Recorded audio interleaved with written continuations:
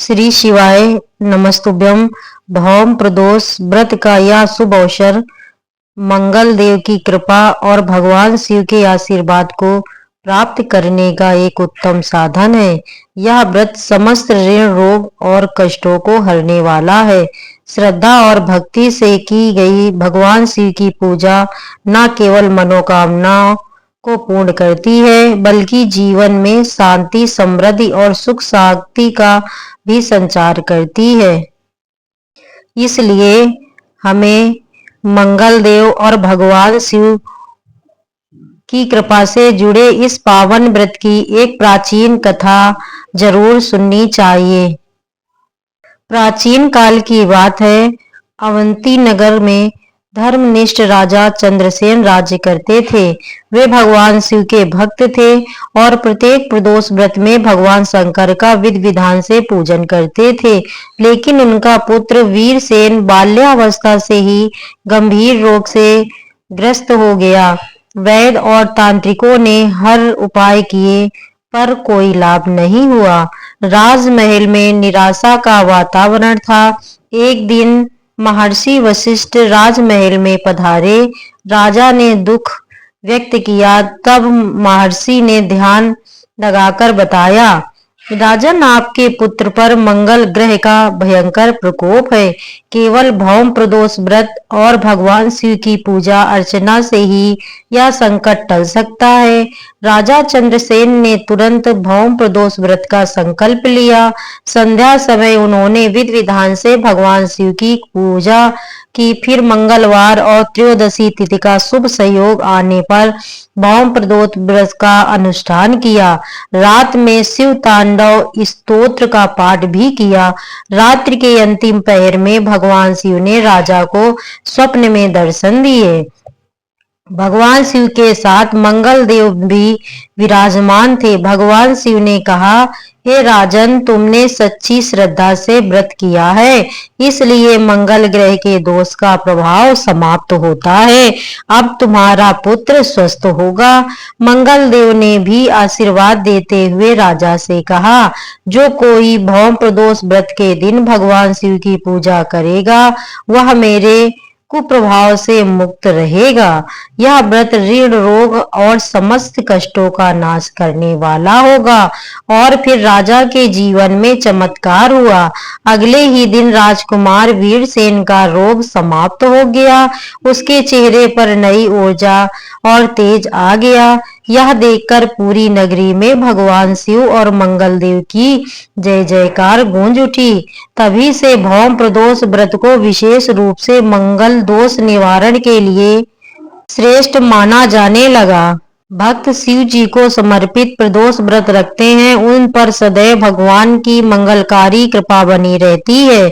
सभी मिलकर प्रेम से बोलिए, मंगल देव की जय, भगवान शिव की जय। भौम प्रदोष व्रत को समर्पित मुख्य कथा। एक समय की बात है।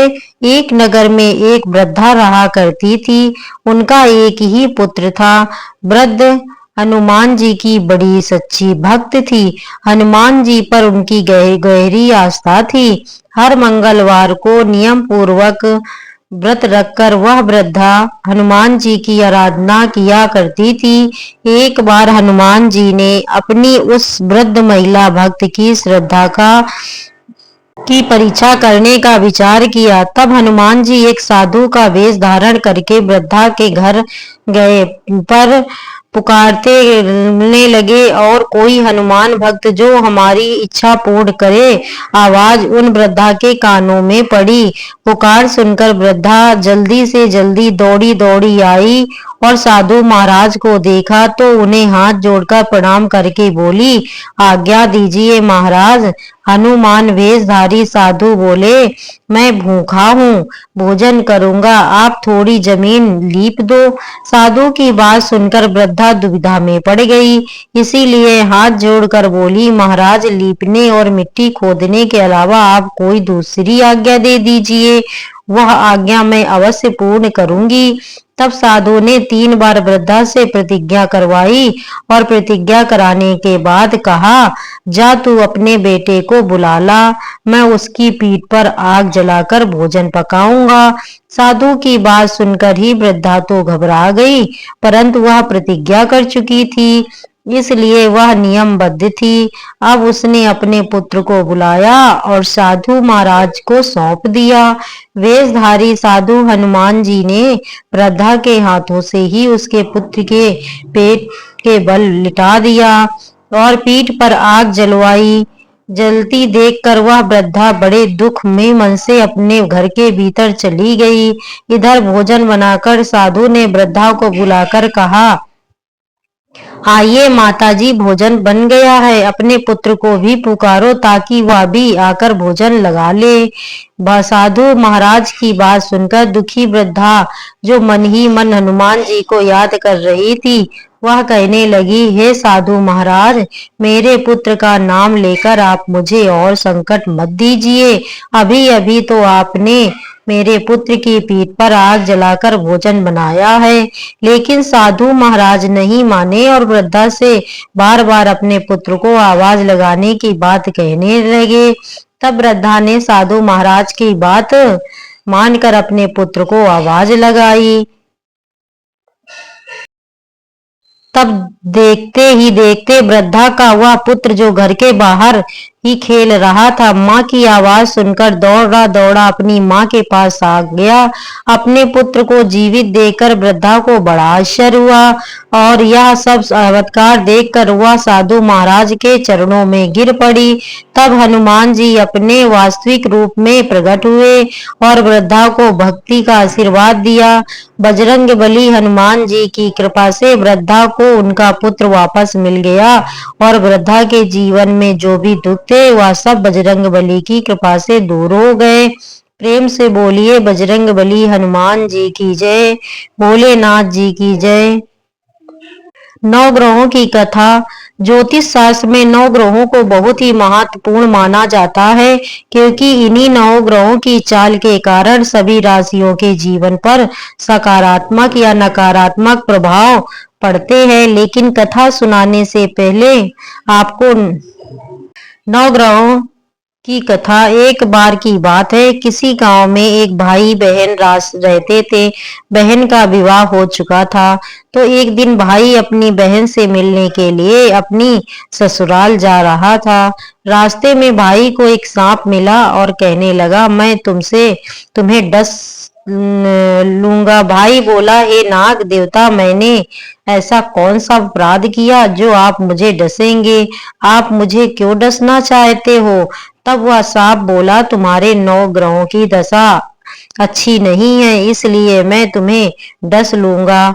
जब सांप किसी भी तरह राजी नहीं हुआ तो वह बोला कि ठीक है, मैं अपनी बहन के घर उससे मिलने जा रहा हूँ।